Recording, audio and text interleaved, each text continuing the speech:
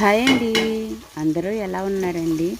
మేమైతే చాలా బాగున్నాం. మీరు కూడా బాగుండాలని మనస్ఫూర్తిగా కోరుకుంటున్నాను. ఇది వచ్చేసి నిన్నటి వీడియో అనమాట. మా లంచ్లోకి వచ్చేసి చికెన్ కూర వండాను.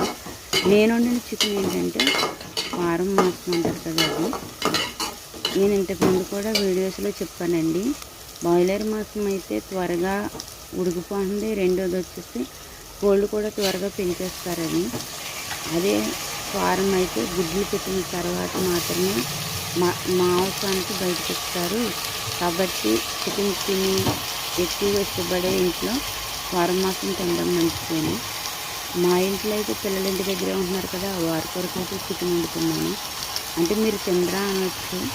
తింటామనుకోండి, మాకంటే ఎక్కువ పిల్లలకి ఇంపార్టెన్స్. వాళ్ళు ఏదైతే వండుతాను తర్వాత నేను. ఓకేనా? ఉంటాను. సబ్స్క్రైబ్ చేయండి.